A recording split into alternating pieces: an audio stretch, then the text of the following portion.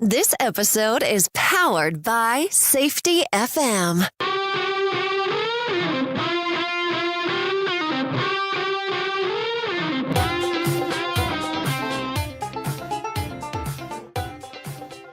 The Crucial Talks Podcast with your host, Mike Sedam. Hello, everyone, and welcome back to the Crucial Talks Podcast. I'm your host, Mike Sedam. As always, if you could do me a quick favor, I'd really appreciate it if you could rate the podcast and subscribe to it. That really helps us a lot in growing the community of people that are really interested in what drives them and what drives other people. And also, if you have any questions for me, you can always reach me by visiting crucialtalks.com or reach out to me through LinkedIn, Facebook, Twitter, email, whatever works for you. Now, at its core, the Crucial Talks podcast is all about people as social storytellers, about how we make decisions based on the roles we play, the identities we adopt, the groups we belong to, and how those behaviors really give meaning to everything we do. And that's the same thing in business, in relationships, in communities, in societies. Those drivers are present in everybody. Now, as you know, this year I've really tried to reach out to some people that can add a lot of value to the audience, to people listening, that they really have experience to give to people so you can take a lot of value from listening to these episodes. Now, today's guest is Erik Clark. He is a consultant, an entrepreneur, a board member, and he has experience in consumer goods, manufacturing, and retail. Now, Erik has been a leader and has held positions as a strategy consultant, an advisory consultant, and also serves as the COO of Fitz Business Solutions, which he also co-founded. So without further ado, I'd like to welcome Erik Clark to the Crucial Talks podcast. How are you today, Erik? Hey, Mike, I'm doing good. Thanks for having me on the show. Well, it's really great because you have such a great background that's why, I'll let everybody know. I actually reached out to Erik because I got to know him on LinkedIn, saw some things he was doing. And the reality is he has such a great background and experience and education that I really thought it would be beneficial to get somebody like him on the show, somebody who has been in the trenches and not only building his own business and running his own teams, but also being a consultant and an advisor in other businesses and getting this broader exposure to other organizations out there. So that's why it really was cool to have him come on to the Crucial Talks podcast. So as we start, I really want to know a little bit more about you, Erik. I know a little bit about what you've done, but you've really traveled this path in life. It's gotten you to this place where you can run your own business, still be a good consultant, still advise people, run events, that sort of thing. But what did that journey actually look like to get you to this place where you're able to really have an insight into businesses, helping others, and also running your own successful business? What did that path look like for you? Oh, it was an interesting path. Some of it was definitely planned. Some of it was a bit serendipitous. I started out in a very small town. I grew up in a town of 4,000 people. And really, the start of my career started out with my dad working in a paper mill. And, just kind of having this vision for me as being the engineer that saw how things worked in the mill rather than being one of the operators like he was. So that was kind of where I started and got my vision as far as that early start, and kind of saw that portion of it through. I got my undergraduate degree in mechanical engineering at the University of Maine. From there, I went to the Portsmouth Naval Shipyard, spent a little over a year there. I was working on, those that don't know, the Portsmouth Naval Shipyard is a submarine overhaul facility. So my first job was crawling through a submarine, turning things on and off and figuring out if they functioned properly.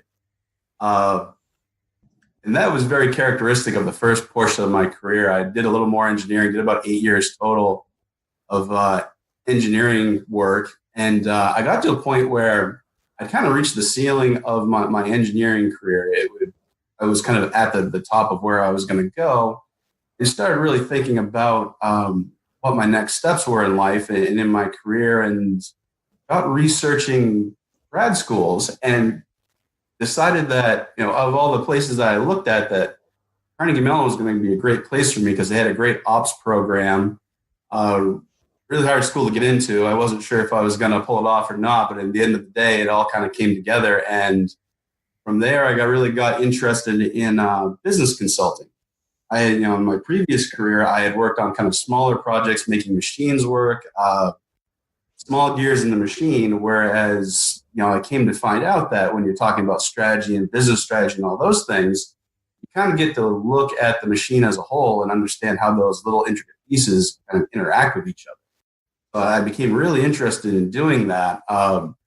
Struggled a little bit because I do have a family. I've got 3 little girls, and consulting is a very strenuous job. It requires a lot of time, but ultimately decided, this was a once in a lifetime thing. I had to jump into it. And, if it didn't work out, I could always scale back. So from grad school, I went to PwC. For those who don't know, aren't familiar with that company, at the time, they were the world's largest professional services firm. They do accounting and consulting. I was a consultant.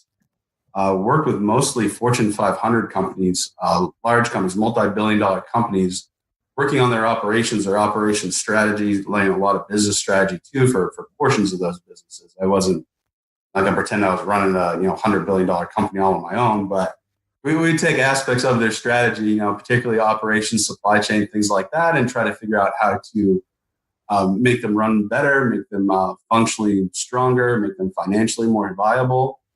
And I did that for 5 years. And after 5 years of consulting, it felt like there was a bit of a need for a change. I really wanted to see if I could build something, grow something. And as it turned out, while I was off doing all this crazy consulting stuff, my wife had built a business, this entrepreneurial business that we're doing together now.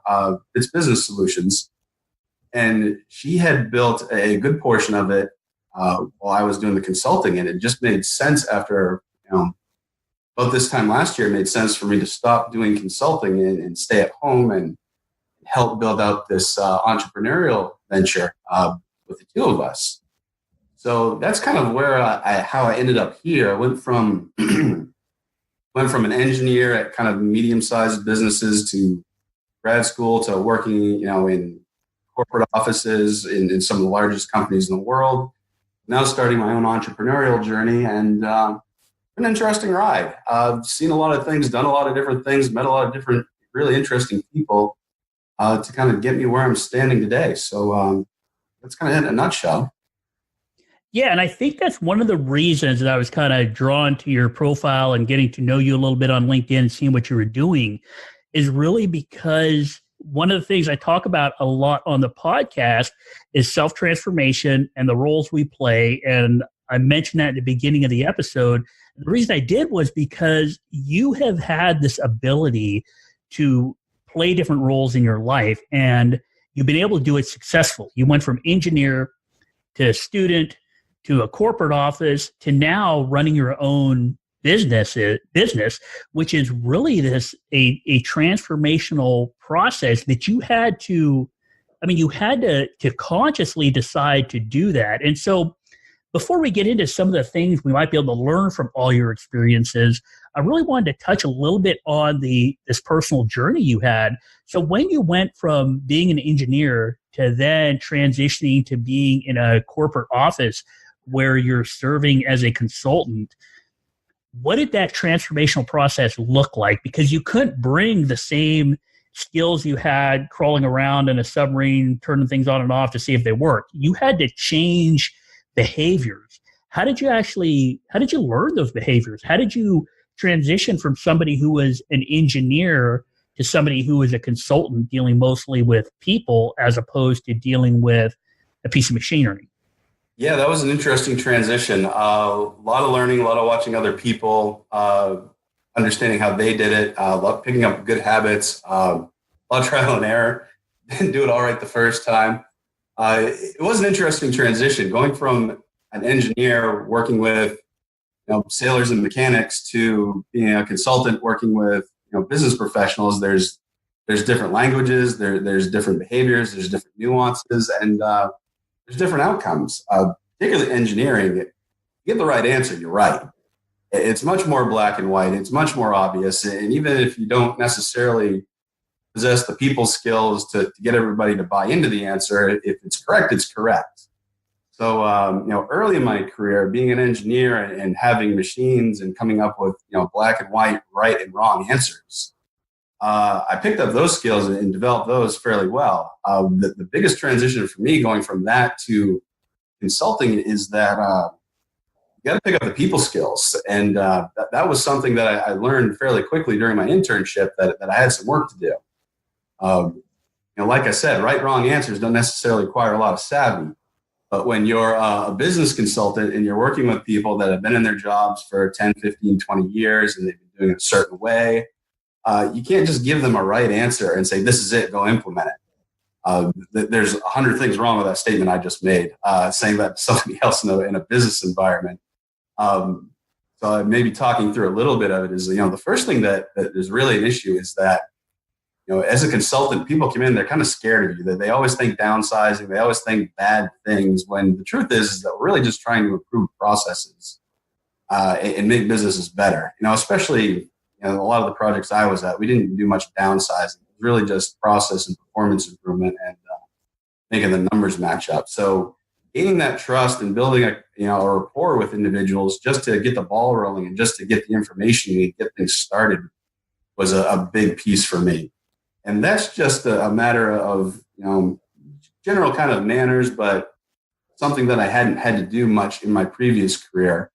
One other thing that I forgot to mention is that these projects are fairly quick turnover. They're 3 to 6 months. So you can do all this in a hurry. So sitting people down and talking with them, especially on an individual basis, kind of letting them know what the project is, what the expectations are, how you plan on interacting.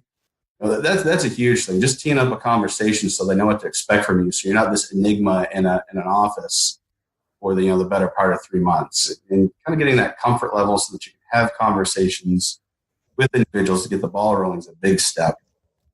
I'd say the other big part of doing consulting work and making sure that the projects turn out well is that you have to co-create these things with the people that are on the ground that are going to be there 6 months, 2 years from when you leave. Because like I mentioned, when I did a project, it was 3 to 6 months and I was gone. We would implement things most of the time to the very end, but it was up to the people that were in the business that were going to make sure that these things stuck around, these changes and improvements stuck for 2, 3, 4 years down the road. So one big part of doing that was to make them part of the creation process so that they understood why things were happening, why things were changing. So some of the ideas that came in place actually came from them, so that the solution and the answer was theirs as much as it was yours. And having that ownership and that pride in the solution and improving their own business, that was a big part of making sure that projects stuck beyond the date that I left. Because there's plenty of stories in consulting where people do great work, but it doesn't get implemented. It just ends up becoming shelfware, huge waste of money. And there's also the success stories where changes stick and they play a huge role in the success of a business long after you leave. And if you want to be in that latter category, getting the people on the ground to buy into what you're doing and excited about the changes that you're making is a huge, huge part of that. Those two things, I think, were probably the biggest transitions for me, and having those conversations with people and generating a group and generating some buy-in and generating some excitement in consulting, where I didn't really have to do that before. I could just be right or wrong. Yeah, and I really want to unpack some of what you said, because there was a lot of value in just hearing the story of your transition and what you learned. So I love the fact you start out saying, hey, when you come into a business and you come in as a consultant, people are scared of you at first because they don't know the reason you're there. And I think back to Office Space, where the consultants come in for downsizing. And that's what, people watch movies and stuff, and that's what people think. They don't know why you're there. And I love the fact you were able to hit on the fact that you have to have conversations. And the reason you have those conversations early is because you saw the value of trust and building rapport with the people there. So when you had those conversations, when you were trying to build trust, what did you see as some of the beneficial things you would say so that they would understand really quick that you're there to help and not actually hurt their position? Yeah, it's funny you mentioned Office Space. You wouldn't believe how many times that movie's been referenced or how many times I've been called Bob in the course of my career. Comes up a lot, believe it or not, in that exact way. I guess some of the things that I try to do with people, especially early on, to get them to kind of generate a level of comfort about what we're doing, one thing that helped a lot is just say, hey, we're not here forever. We're here temporarily. We're just trying to help out a little bit. And, I think the other thing too that helped a lot now that I think about it a little bit is that whenever I went into an office and had people that I was working with, I'd ask them about them and what they've done and what they've experienced and what their pain points and what their frustration are. And once you get once you get them talking about their job and their pain points and their frustrations, and you can start having conversations about how I can incorporate that into my project so that their lives are better. That really gets the ball rolling. If you start making it about them and how you're going to help them out and coincidentally really mean it, you can't just play lip service. But if you start having those conversations about how their lives are going to improve, how the business is going to improve, and you incorporate them in it specifically and ask them what their pain points are and what they're frustrated about, it really kind of opens up the conversation to where they want to help at that point, because they don't. We've all had jobs that we just trudged through, and it was the same old stuff every day that was going wrong, and everybody could predict it, but nobody did anything about it. People hate that. People really want those things to go away. You can be part of the solution to lift one of those things off their shoulders and make tomorrow a little less of that, drag on the workday. Then people really appreciate that. So that I think that's kind of where you start with that conversation. Just letting them know that you're on their side and you're trying to help out rather than being one of the Bobs and quizzing them about what their job functions are and potentially losing a job. Yeah, and I think, again, you have a lot of value there too, because what you're telling me is the same thing I hear at a lot of organizations, where it really does come down to trying to be part of their group. I mean, you're coming in as an outsider. So bridging that gap is difficult for a lot of people, and bridging a gap between people is super tough, not only for somebody like you that comes in as a consultant who is obviously an outsider, but there's also value in what you said to people that are outsiders in an organization. So if there's not trust between, say, supervisors and line personnel, or the executives and the people doing the job on the manufacturing floor, that sort of thing, those same things you talked about really apply. And I love what you said, that you not only have to make it about them, and by making it about them, you almost become part of their group. You're not, but you're able to be at least allowed in and not viewed as an enemy. But then you said, but you have to mean it. And I think authenticity is another part of that you said that is really valuable to organizations now, or consultants coming in, or safety professionals trying to impact a safety program. Whatever it happens to be, when we're dealing with people, authenticity and the fact that you recognize you had to make it about them really means a lot. And I wanted to segue now, similar to that. You said that you asked them about their pain points and their frustrations. And then earlier, you also said that what you did was actually talk to them, because they're going to be doing the job when you're gone, and you made them part of the solution. How valuable is that notion of getting feedback and getting buy-in because you want to make the people you're talking to part of the solution?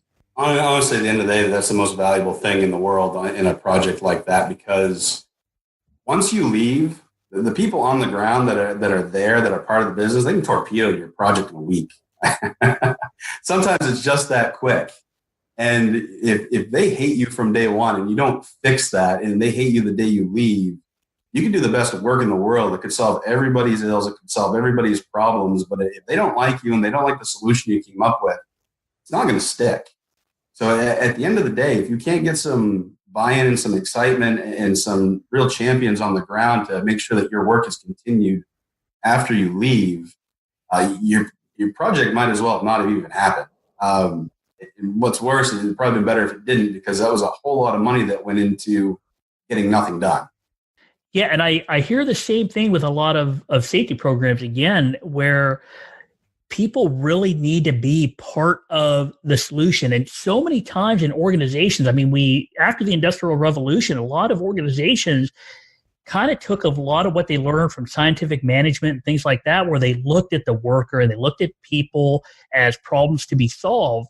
But what I love about what you're saying and what you've learned through experience of dealing with a number of people in a number of organizations is the fact that you looked at people not as problems to be solved, but you looked at people as part of the solution and people that can bring value to what you're trying to implement. And it seems like that's a pretty important part of any change management or any new program, is getting that buy-in and putting on the lens where you actually see the people doing the work as having value and having the ability to input a lot of the solutions that can help that program or that project succeed. That's what it sounds like you saw in your experience. Is that accurate? Oh yeah. The human element plays a big role in it. And, in talking earlier about transition, that was a big part of the learning curve for me, was that, being an engineer, I just had to come up with the answer. But, as you get further in your career, it really doesn't matter what it is. The further you get in your career and the more people you have to deal with, the more you have to take into account the human element of any project. And, consulting in particular, a lot of what I was doing, there aren't right and wrong answers. So there are a dozen good answers. If you have a good answer that you want implemented, you have to have the human element. You can't treat everybody like a chess piece. You've got to treat them like people. And so they have to appreciate you and the solution. So yeah, that human element is always a huge, huge aspect in consulting work in particular. Well, and it really seems like what you have learned, you're putting into your new business venture that your wife started. The entrepreneur in you now gets to become a bigger role in your life. So all of that stuff you kind of learned as an engineer and as a consultant, what portions of that are making its way into your new venture as an entrepreneur? Oh, well, that's a good question. We talked a little bit about this before we got started. The live event that Danielle and I are putting together, Entrepreneur City Live, is something that we put together with a lot of what I just discussed in mind. Again, something we talked about a little earlier. A lot of live events, you get a lot of sales and you get a lot of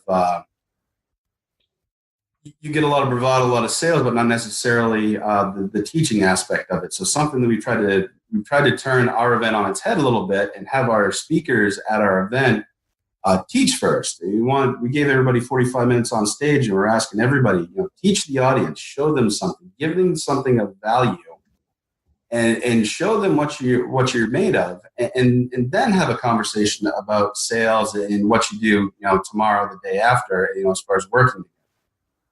Make sure that you connect with them. Make sure that you provide some value and really teach them, really give them something to think about, so that even if they don't buy something from you, that they're thinking about you 3 weeks later and you gave them something that they can utilize.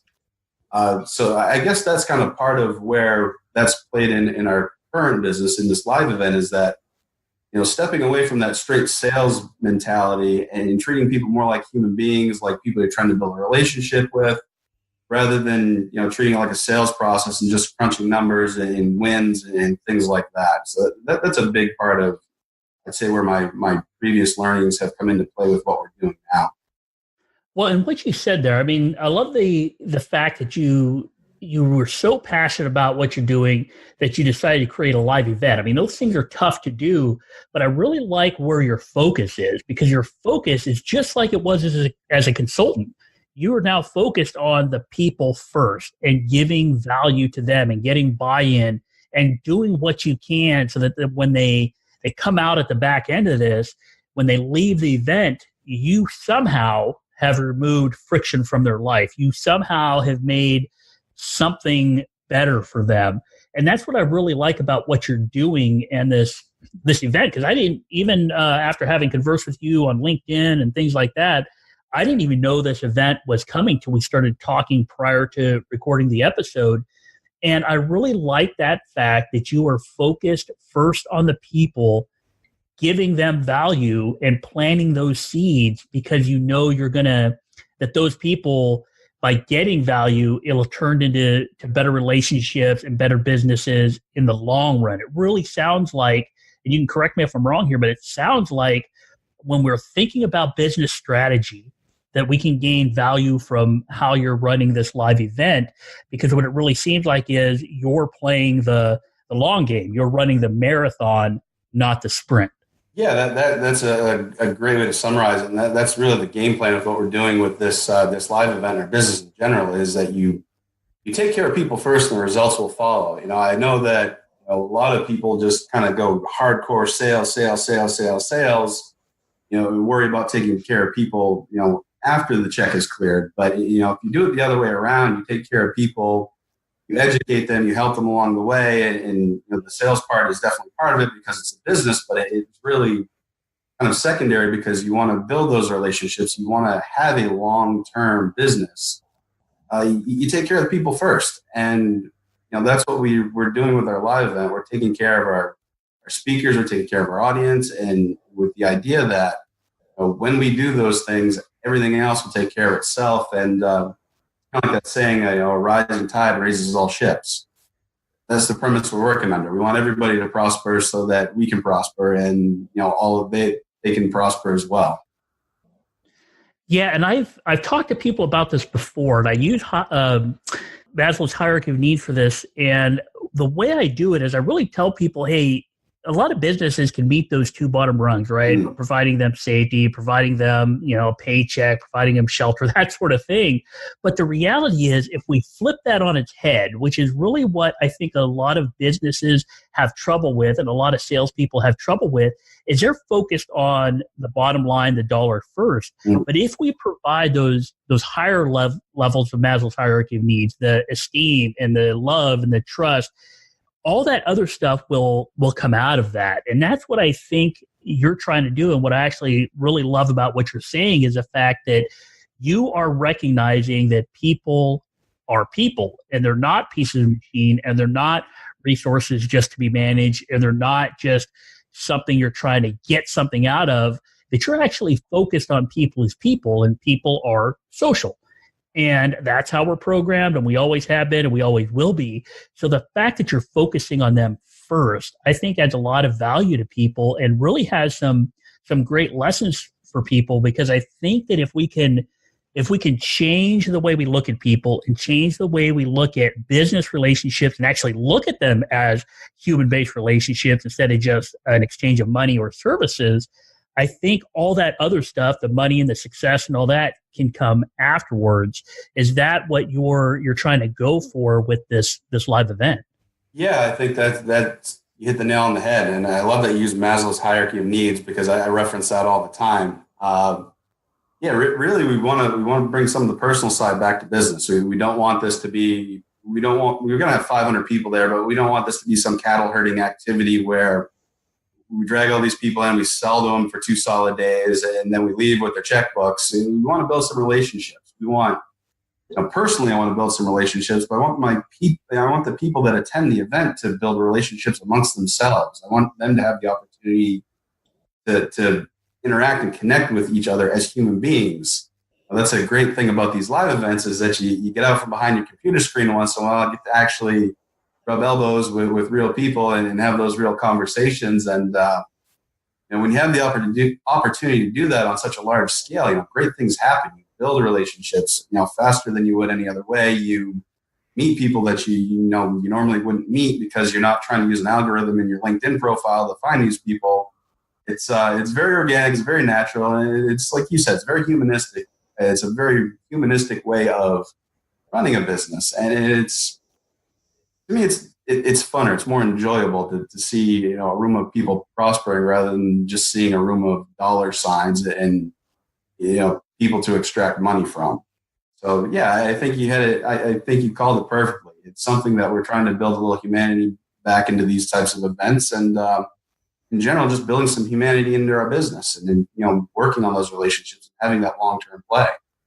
Well, I think that's really a great point you made, and kind of a great place to kind of wrap up this episode is the fact that people are people, and that I love that you guys are focused on people first. And what I really want to point out is that if people can go to events like this, that it doesn't matter how great your product is or how glossy your sales pitch is or what product you can offer, what it looks like and the data behind it, but it really is about the relationships and the connections. Because if you're able to, even in a 2 or 3 day event, if you're able to build those bonds of trust or at least plant those seeds of trust, they can grow into business opportunities later and long-term relationships, not just making the sale for one thing, but really it could be exponential in the future. And that's what I really like about what you're doing. I'm glad you were able to touch on this event. So if more people want to get more information about you or the event, where can they get more information about that? Where can they get in contact with you if they have any questions? Yeah. So if anybody would like to learn more about the event, you can go to our webpage. It's www.entrepreneurcitylive.com. It's all one word. We've got our list of speakers. We got some information on the event. There's ticket sales on there as well if you're interested in attending. If you want to get a hold of me, you can shoot me an email. It's eric.clark@fitzbusiness.com, or you can look me up on LinkedIn. It's Erik Clark, Erik with a K, so you can find me. Happy to have conversations with people, learn more about your businesses, and build those relationships. Well, great. And we really thank you, Erik, for coming on. You had a lot of great value there, a lot of great information just because of your background alone and the transformation you underwent and how you had to learn about people. And by learning about people and the importance of those relationships, I mean, you actually created an event to help people understand that. So that's really great to know. I love the fact that you and your wife are doing this, that you have taken all of this knowledge, filtered it, and used it to continue to build a positive-based business and dealing with people as people. It really is a great thing. So I just wanted to thank you for coming on and sharing some of your knowledge with us. Yeah, thank you for having me, Mike. This has been great. I appreciate the time to kind of talk about some things that I've been up to, and hopefully we can do this again sometime. Yeah, definitely. I'd love to talk to you afterwards, after the Entrepreneur City live event in Atlanta. That's in June. Is that correct? Yeah. Sorry, I didn't mention the date. It's June 7th through 9th in Atlanta, Georgia, and it's at the Army in downtown. It was a great location, great venue, and really looking forward to it. Great. Well, hopefully we can talk to you afterwards, see how it went, see if your vision matches what you accomplished. Any lessons you learned, I think would be valuable for people. So thanks again for coming on. If anybody out there, if you have any questions for me, feel free to reach out at crucialtalks.com. Connect with me on email, LinkedIn, Facebook, or Twitter, whatever works best for you. There will be links to the Entrepreneur City live event in the show notes. And really just wanted to thank Erik for coming on. So if everybody out there, if you got any value from this conversation we had with Erik Clark, please share the podcast with other people. I really want to grow the community of people we have that are interested in what drives them and what drives other people. Have a great week. And remember, if we want to understand behavior, we need to understand what drives people. Please review, share, and subscribe to the Crucial Talks podcast. Visit crucialtalks.com.